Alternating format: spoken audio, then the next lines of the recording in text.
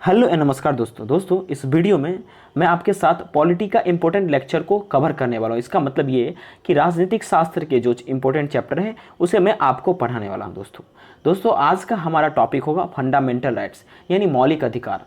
ये fundamental right होता क्या है पहले मैं इसको एक्सप्लेन करूंगा, क्योंकि एनडीए एग्जाम में अक्सर इससे क्वेश्चन आते रहते हैं। इसलिए हमारा पहला प्रायोरिटी होगा कि अगर हम पॉलिटी पढ़ रहे हैं तो उसमें हम शुरुआत फंडामेंटल राइट्स से करें, क्योंकि हमें इतना समय नहीं है कि हम पूरा लक्ष्मीकांत सर को बुक पढ़ेंगे। इसलिए हम उन टॉपिकों को पहले पढ़ेंगे जो कि हमारे एग्जाम पॉइंट ऑफ व्यू से ज़्यादा इंपॉर्टेंट होगा। देखिए दोस्तों, फंडामेंटल राइट्स का मतलब होता है मौलिक अधिकार। इसका मतलब कि जो इंसान भारत में जन्म लिया उसे कुछ न कुछ मौलिक अधिकार मिलेंगे भारत में रहने वाले इंसान को, यानी कि उसे जैसे कुआं के पास जाने के लिए, कुआं पर पानी पीने के लिए, उनके लिए सारे नियम जितने भी अमीर लोग के लिए, गरीब लोग के लिए, सबके लिए नियम बराबर होगा। वही दोस्तों है फंडामेंटल राइट्स यानी मौलिक अधिकार, जो कि भारतीय लोगों को विशेष अधिकार होता है और उन्हें जन्म के साथ ही मिल जाता है। उनके लिए उन्हें कोई मशक्कत नहीं करना पड़ता है।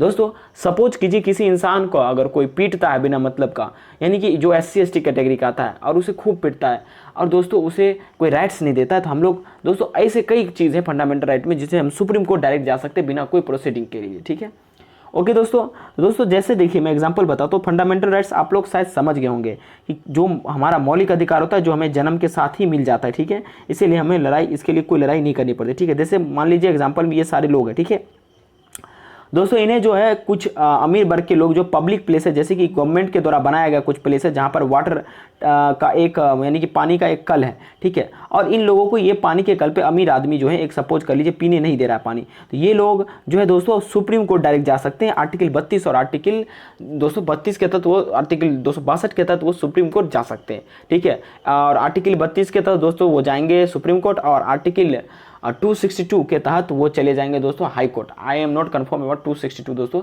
एक बार आप लोग देख लीजिएगा। ठीक है, शायद आर्टिकल 266 है उसके तहत जा सकते हैं हाई कोर्ट। ठीक है, अगर तो इसी तरह से हमें राइट्स मिलता है दोस्तों। ठीक है, कि हमारा अगर कोई भी जो दोस्तों हमारा धर्म के खिलाफ कोई अगर बोलता है या हमें धर्म के खिलाफ कोई चिढ़ाता है, तो हम क्या कर सकते हैं, उसके खिलाफ डायरेक्ट सुप्रीम कोर्ट जा सकते हैं। ठीक है, और हम वादे ठोक सकते हैं और उसे पकड़वा सकते हैं। ठीक है, चलिए दोस्तों, तो हम लोग सबसे पहले समझ लेंगे कि आखिर ये फंडामेंटल राइट्स होता क्या है। ठीक है दोस्तों, यानी मौलिक अधिकार होता क्या है। ठीक है, देखिए दोस्तों इस फंडामेंटल राइट के बारे में जो है संविधान के पार्ट 3 में यानी भाग 3 में चर्चा किया गया है। कहाँ पर दोस्तों, संविधान के भाग 3 में फंडामेंटल राइट के बारे में कहाँ चर्चा किया गया है, संविधान के भाग 3 में। ठीक है, और दोस्तों कहाँ से कहाँ तक चर्चा किया गया, आर्टिकल 12 से 35 तक। ठीक है, हमारे संविधान के पुराने संविधान के हिसाब से 395 आर्टिकल थे। आगे आर्टिकल का जैसे जैसे अमेंडमेंट हुआ आर्टिकल बढ़ता गया। ठीक है, तो दोस्तों पार्ट यानी कि किसी संविधान में भाग वो होता है जिसमें किसी भी प्रकार के राइट्स को लिखा जाता है। जैसे सुप्रीम कोर्ट के बारे में लिख दिया जाएगा, राष्ट्रपति के बारे में लिख दिया जाएगा, उसी तरह से भाग 3 में जो है मौलिक अधिकार के बारे में लिखा गया और उसमें आर्टिकल 12 से 35 तक को जोड़ा गया, जिसमें हमारे जितने भी जन्मसिद्ध अधिकार मौलिक अधिकार हैं सब उसमें आते हैं। ठीक है दोस्तों, इसे ये तो कॉन्स्टिट्यूशन ऑफ इंडिया में लिया गया, रखा गया। ठीक है दोस्तों, देखिए अगला आपका है कि भाई आप लोग सोचते होंगे कि आखिर ये फंडामेंटल राइट्स का आइडिया हमारे भारतीय लोगों को, यानी कि जो संविधान बना रहे थे, जैसे कि जितने भी ड्राफ्टिंग कमेटी के मेंबर थे, जैसे बाबा साहेब भीमराव अम्बेडकर थे, राजेंद्र प्रसाद थे, जितने भी व्यक्ति थे जो संविधान जिसमें बन रहा था उसमें प्रेजेंट थे, उनके दिमाग में आखिर ये इंस्पिरेशन कहाँ से आया कि हमें भारत के लोगों को राइट्स देना है। देखिए दोस्तों, हम लोगों को तो पहले से ऑपरेस किया जाता था। अंग्रेज लोग कितना तबाह हम लोगों की है, तो हम लोग काफ़ी ऑपरेस थे और हम लोग सोच कर रखे थे कि अंग्रेज के तुरंत जाने के बाद हमारे देश में हिंदू, मुस्लिम, सिख, ईसाई सभी भाई भाई होंगे। ठीक है, और बड़े छोटे सभी लोगों को राइट्स मिलेगा, जो कि SC है, जो कि शेड्यूल ट्राइब से, उन्हें राइट्स मिलेगा। ठीक है, उन्हें उत्थान के लिए आगे बढ़ाया जाएगा। ठीक है, तो जो कॉन्स्टिट्यूशन यानी कि जो संविधान के निर्माता थे उन्हें ये इंस्पिरेशन यानी उन्हें ये मोटिवेशन कॉन्स्टिट्यूशन ऑफ USA से मिला। कहाँ से मिला, USA से, जहाँ पर इसे बिल ऑफ राइट्स के नाम से जाना जाता है। दोस्तों यहाँ पर कुछ न्यूमेरिकल्स यानी ऑब्जेक्टिव्स आपके लिए बने। सबसे पहले कि फंडामेंटल राइट्स के बारे में संविधान के किस भाग में चर्चा किया गया, तो पार्ट 3 ऑफ द कॉन्स्टिट्यूशन। ठीक है, दूसरी बात दोस्तों कि इस संविधान जो यानी फंडामेंटल राइट है वो कहाँ से इंस्पायर है या कहाँ से उसको अडॉप्ट किया गया या लिया गया है, तो वो दोस्तों लिया गया कॉन्स्टिट्यूशन ऑफ USA, संविधान जो लिया गया USA से के कॉन्स्टिट्यूशन से लिया गया। ठीक है, वहाँ पर इसे बिल ऑफ राइट्स कहते हैं। ठीक है, हालांकि कॉन्स्टिट्यूशन जो USA का है संविधान, उससे कई गुना बड़ा हम लोगों का संविधान है और उससे कई ज़्यादा वाइडर स्कोप भी है हमारे संविधान में। ठीक है, तो आपके दिमाग में आखिर एक प्रश्न आता होगा कि सर आखिर ये बिल ऑफ राइट्स क्या होता है। ठीक है, और फंडामेंटल राइट्स में इसका क्या कंपेरिजन हो सकता है। देखिए देखिए फंडामेंटल राइट्स वो राइट्स होते हैं जो कि किसी भी पर्सन को बेसिक राइट्स दिया जाता है इंडिया में रहने के लिए, ठीक है, यानी कि कॉन्स्टिट्यूशन ऑफ इंडिया के द्वारा जो दिया जाता है उसे हम लोग फंडामेंटल राइट्स कहते हैं, ठीक है। लेकिन बिल ऑफ राइट्स दोस्तों कुछ नहीं है, एक जस्ट डॉक्यूमेंट की तरह है, ठीक है, जो कि हाउस या पार्लियामेंट में ऑफर किए जाते हैं, ठीक है, और बेसिक राइट्स के हिसाब से उसे पास किया जाता है, ठीक है। Any document which is presented in the parliament is called a bill. कोई भी डॉक्यूमेंट आप पार्लियामेंट में प्रेजेंट करेंगे उसे बिल कह देंगे, ठीक है। अगर वो राइट्स के रिलेटेड होगा तो बिल ऑफ राइट्स हो जाएगा, ठीक है, और इसी को हम बिल ऑफ राइट्स के नाम जानते हैं, ठीक है। तो bill of rights I think आपका क्लियर हो गया होगा क्या होता है, ठीक है। चलिए दोस्तों एक पॉइंट और इसमें हम लोग देखते हैं। देखिए दोस्तों संविधान का पार्ट थर्ड में क्या चर्चा किया गया, तभी तुरंत मैंने बताया कि संविधान के भाग 3 में भाग 3 में फंडामेंटल राइट के बारे में चर्चा किया गया है, ठीक है। और दोस्तों इस पार्ट 3 को क्या डिस्क्राइब किया जाता है, मैग्ना कार्टा ऑफ इंडिया, ठीक है। तो आपसे पूछा जाएगा कि मतलब हमारे संविधान के किस भाग को मैग्ना कार्टा कहा जाता है, तो आप क्या बोलेंगे, तो फंडामेंटल राइट्स को ही मैग्ना कार्टा कहा जाता है, ठीक है। तो आपके एग्जाम में अगर प्रश्न आया कि हमारे संविधान में किस भाग में यानी जो है किस भाग को मैग्ना कार्टा कहते हैं या फंडामेंटल राइट्स को क्या कहते हैं, तो इस तरह से अगर आए तो मैं अगर पार्ट 3 के बारे में आ गया तो वो मैग्ना कार्टा हो जाएगा, ठीक है, जो कि फंडामेंटल राइट्स है, ठीक है, क्लियर है। चलिए अब दोस्तों ये मैग्ना कार्टा होता क्या है, देखिए एक समय था ना जब इंग्लैंड में बेरन्स लोग पे राजा लोग बहुत अत्याचार करते थे, तो वो लोग विद्रोह कर दिए। उसी से जो है ना वहाँ के राजा को एक राइट्स देना पड़ा जिसको हम लोग बोलते हैं मैग्ना कार्टा। उसमें बताया गया हैबियस कर्पस के बारे में, ठीक है, अलग अलग चीज़ें के बारे में बताया गया। जैसे इसमें मैं आपको बताता हूँ, देखिए Magna Carta was issued in June 1215 में and was the first document to put into writing the principle that the king his government was not to the above law, ठीक है। पहला ये डॉक्यूमेंट था जो कहा था कि किंग और उसका गवर्नमेंट जो है लॉ के ऊपर नहीं है, यानी कि लॉ के अंदर वो भी आएंगे। अगर कोई ऐसा चीज़ है जो कि अगर कोई नियम या कोई कानून सजा देता तो राजा को भी उतना ही सजा मिलेगा जितना कि लोगों को, ठीक है। It's out to prevent the king from exploiting his power, और ये क्या करता है, राजा को उसके पावर निरंकुश पावर का दुरुपयोग करने से क्या करता है दोस्तों, रोकता है। And placed limits to royal authority to establishing a lower power in itself, ठीक है। और जो बड़े बड़े राजे रजवाड़े हैं उसे अपने आप का नियम जो कानून है उसे बनाने में रोकने में मदद करता है, ठीक है। तो मैग्ना कार्टा बेसिकली क्या देता है हमें लेकर, हैबियस कार्पस, ठीक है, ये सारी चीज़ लेकर हमें देता है, ठीक है। चलिए तो बेसिकली जितने भी फंडामेंटल राइट्स की जहाँ जहाँ भी चर्चा होती है वहाँ पर मैग्ना कार्टा का एक बार जरूर चर्चा हो जाता है, ठीक है। जैसे कि यहाँ पर आप इमेज में देखते हैं कि राजा जो मैग्ना कार्टा को राइटिंग कर रहे हैं, ठीक है। दोस्तों चलिए हम लोग आप फंडामेंटल राइट्स के टाइप्स को समझ लेते कि फंडामेंटल राइट्स कितने तरह के होते हैं, ठीक है दोस्तों। देखिए बेसिकली जब संविधान बना था ना उस समय 7 फंडामेंटल राइट्स को जोड़े गए थे। कितने? 7 फंडामेंटल राइट्स, 7 थे, ठीक है। पहला फंडामेंटल था राइट टू इक्वलिटी, यानी कि इक्वलिटी का जो राइट्स, ठीक है, कि सभी लोग इक्वल होंगे। उसकी चर्चा 14 से 18 के बीच में की गई, उसमें और आर्टिकल्स आते, ठीक है, अभी शॉर्ट समझ लीजिए। दूसरा था राइट टू फ्रीडम, ठीक है, बचपन में आप पढ़े होंगे, एकता का अधिकार, समता का अधिकार, शोषण के विरुद्ध अधिकार। सरकारी स्कूल में अक्सर बच्चों को रटवाया जाता है, ठीक है, तो आपको भी अगर याद है तो कमेंट कीजिए, ठीक है। अब एक्सप्लॉइटेशन की राइट अगेंस्ट एक्सप्लॉइटेशन की, भाई कोई किसी को प्रताड़ित नहीं करेगा। फ्रीडम ऑफ रिलीजन की, भाई सब अपना अपना धर्म अपने हिसाब से परफॉर्म कर सकते हैं 25 से 28 के बीच में। और लोगों को कल्चरल एजुकेशन राइट लेने का पूरा हक है, वो ले सकते हैं, ठीक है। राइट टू प्रॉपर्टी 31 में चर्चा किया गया, और right to constitutional remedy article 32 में चर्चा किया गया, ठीक है। तो आपसे एग्जाम में पूछा जा सकता है कि आर्टिकल 32 में किसके बारे में, या राइट टू कॉन्स्टिट्यूशनल रेमेडीज यानी किस में चर्चा किया गया है, ठीक है दोस्तों, वो आर्टिकल 32 में, ठीक है।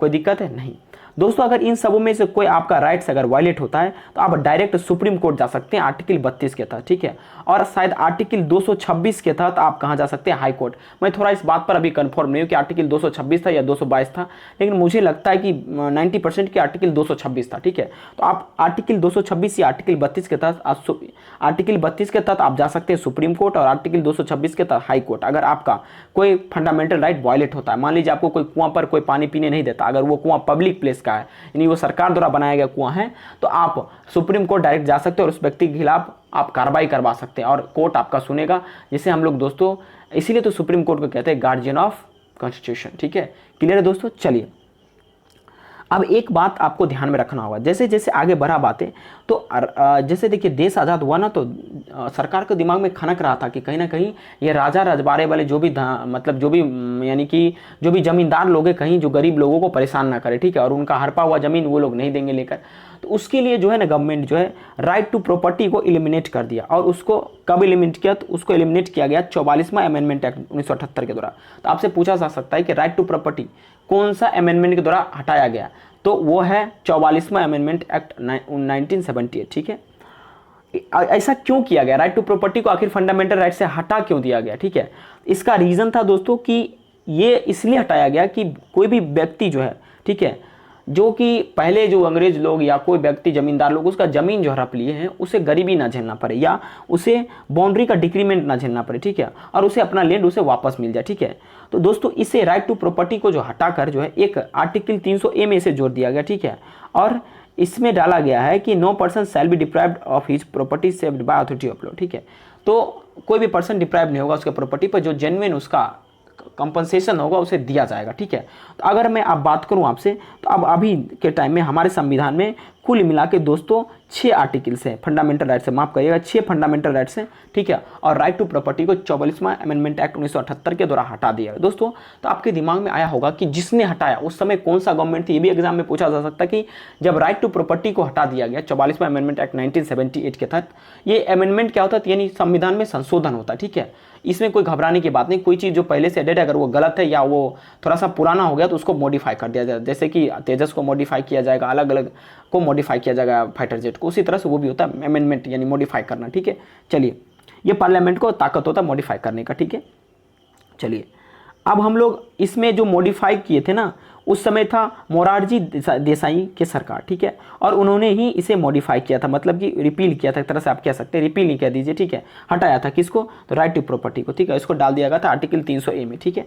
देखिए थोड़ा सा मोरारजी देसाई के बारे में जान लेते हैं, ठीक है। देखिए, Morarji Desai was an Indian independence activist and served between 1970 and 1979 as the 4th prime minister of India. 1977 से लेकर 1979 के बीच में इन्होंने भारत के प्रधानमंत्री का पद संभाला था, ठीक है। 2 ही साल का टाइम पीरियड रहा, ठीक है। हटने का कई कारण थे, ठीक है। चलिए, और दोस्तों ये किस कौन से पार्टी के मेंबर थे, तो जनता पार्टी का। तो एक क्वेश्चन यह बनता है कि राइट टू प्रॉपर्टी जो हटाया गया वो किस गवर्नमेंट के द्वारा हटाया गया था, तो वो गवर्नमेंट थी जनता पार्टी और प्राइम मिनिस्टर थे मोरारजी देसाई, ठीक है। क्लियर बातें, ओके। चलिए, अब दोस्तों एक बात जानकर आपको हैरानी होगी, वो पहले व्यक्ति थे जो नॉन कांग्रेस प्राइम मिनिस्टर थे। तो वह पहला व्यक्ति कौन था जो नॉन कांग्रेस प्राइम मिनिस्टर था, तो मोरारजी देसाई, ठीक है। और इससे पहले दोस्तों जो है मोरारजी देसाई जो थे दोस्तों, ये Bombay home minister, Bombay before independence he was Bombay home minister थे, ठीक है। इंडिपेंडेंस से पहले वो बॉम्बे होम मिनिस्टर थे, ठीक है। और उसके बाद वो चीफ मिनिस्टर ऑफ बॉम्बे 1952 में बने, ठीक है। चलिए, His unmatched achievements and distinctions in the annual history got him the highest civilian award। देखिए, उनको भारत रत्न भी मिला और उसके साथ पाकिस्तान का जो मेन इंपॉर्टेंट रत्न था, हाईएस्ट सिविलियन अवार्ड, उसे निशाने ए पाकिस्तान उन्हें मिला है, ठीक है। किनको, तो मोरारजी देसाई। एक ऑब्जेक्टिव क्वेश्चन ये भी बनता है कि कौन से ऐसे प्राइम मिनिस्टर हैं भारत के जिन्हें पाकिस्तान का निशान ए पाकिस्तान जो है सिविलियन अवार्ड मिला है। दोस्तों अभी तक कोई प्राइम मिनिस्टर को नहीं मिला, पता नहीं मोरारजी देसाई में क्या था जो इन्हें दे दिया गया। आप बताइए क्या था ऐसा कि इन्हें दे दिया गया, ठीक है, कमेंट में अगर आप जानते हैं। चलिए, तो दोस्तों हम आगे बढ़ते हैं, ठीक है। चलिए, देखिए यहाँ पर कुछ पॉइंट्स हैं उसको देख लेते हैं। जो मोरारजी देसाई गवर्नमेंट थी ना, उसने स्क्रैप कर दिया किसको, फंडामेंटल राइट में से किसको, राइट टू प्रॉपर्टी को, ठीक है। और इसको अमेंडमेंट यानी 44वें अमेंडमेंट 1978 के तहत इसे स्क्रैप किया और इसको आर्टिकल 301 में डाल दिया गया, ठीक है। चलिए, अब हम थोड़ा सा देख लेते हैं कि फंडामेंटल राइट्स का क्या क्या फीचर है, किसको किसको फंडामेंटल राइट्स दिए जा सकते हैं। जरा सा सोच कर देखिए, अगर कोई फॉरेनर हमारे देश में आ गया तो क्या उसे सारा फंडामेंटल राइट्स देना चाहिए, यानी सारा जो मौलिक अधिकार हम लोगों को जन्म के साथ दिया जाता है क्या उनको देना चाहिए, ठीक है। इस चीज़ को हम जानेंगे। देखिए, सम ऑफ देम आर अवेलेबल, यानी फीचर्स ऑफ फंडामेंटल राइट, क्या क्या उसका फीचर्स है, ये गुण है फंडामेंटल राइट का। Some of them are available only to the citizen while others are available to person with citizen, foreigners, legal person और कॉर्पोरेशन। देखिए, कुछ जो फंडामेंटल राइट्स थे, ठीक है, जो किसको दिए जाते हैं, तो भारत के जो भी नागरिक उन्हें दिए जाते हैं और कुछ फॉरेनर को दिए जाते हैं, ठीक है। जैसे कि आर्टिकल 15, 16, ठीक है, 19, 29, ये सारे किसको मिलते हैं, और सारे आर्टिकल ये भारत के लोगों को मिलते हैं, जबकि ये अंग्रेज लोगों को यानी फॉरेनर्स को नहीं मिलते, ठीक है, ओके। तो लीगल पर्सन भी हो सकते हैं, लीगल पर्सन कोई आया है जो यहाँ व्यापार करने के लिए उसे राइट्स मिल गए कुछ दिन रहने के बाद, उस तरह से आप उसे कह सकते हैं लीगल पर्सन, ठीक है। जैसे मान लीजिए कि एग्जांपल में ये युवती जो है ये फॉरेनर, ठीक है, और सपोज कर लीजिए कि इनके साथ डिस्क्रिमिनेशन किया जाता है, ठीक है, और इनको जॉब नहीं दिया जाता ठीक ढंग से, तो ये जो है ये सुप्रीम कोर्ट जाकर ये नहीं कह सकते हमें जॉब नहीं दिया जा रहा, ठीक है, क्योंकि सुप्रीम कोर्ट सीधा सीधा कहेगा कि आप एक फॉरेनर है, ठीक है, और आपके लिए 15, 16, 29 ये सब आर्टिकल्स अवेलेबल नहीं है, ठीक है। हालांकि हम कोशिश करेंगे directive principle of state policy से आपको जो भी हो उचित दिलवाने का, ठीक है, क्योंकि ये महिला है और महिला के लिए हम लोग शुरू से काम करते आए, ठीक है। तो छोटा सा एग्जांपल है, ठीक है, हाइपोथेटिकल एग्जांपल, ऐसा केस तो बहुत कम ऐसा होता है, ठीक है, अगर होता है तो होता भी होगा, ठीक है। देखिए अगला बात है कि जो फंडामेंटल राइट्स है ना वो एब्सोल्यूट नहीं है लेकिन क्वालिफाइड है, ठीक है। इसका मतलब क्या हुआ कि देखिए एब्सोल्यूट होने का मतलब ये हुआ कि देश में कैसा भी कंडीशन हो, ठीक है, उसमें अप्लाई होगा, ठीक है, लेकिन ये एब्सोल्यूट नहीं है। अगर देश में ऐसा कोई इमरजेंसी आ गया जिससे देश का इंटीग्रिटी डिग्निटी सब खतरे में है दूसरे देश के कारण, तो उस समय इसे पोस्टपोन किया जा सकता है, ठीक है। देखिए स्टेट जो होगा वो कोई रीजनेबल रेस्ट्रिक्शन लगाएगा, ठीक है, और वो रेस्ट्रिक्शन रीजनेबल है या नहीं, ठीक है, वो कौन डिसाइड करेगा? कोर्ट, ठीक है, कौन डिसाइड करेगा? कोर्ट, ठीक है। देखिए जो आर्टिकल जितना है वो सारा इमरजेंसी के दौरान सस्पेंड हो सकता है, लेकिन आर्टिकल 20 और आर्टिकल 21 ये सस्पेंड नहीं होता है, ठीक है। क्लियर है दोस्तों? देखिए अब मैं आपको बताता हूँ एक छोटी सी बात। देखिए जब इंदिरा गांधी की सरकार थी उन्होंने अपना सत्ता बचाने के लिए 1975 में जो है इमरजेंसी लागू कर दिया, और इमरजेंसी में मोरारजी देसाई, आडवाणी जी, अशोक मेहता जी, वाजपेयी सबको अरेस्ट कर दिया गया, ठीक है।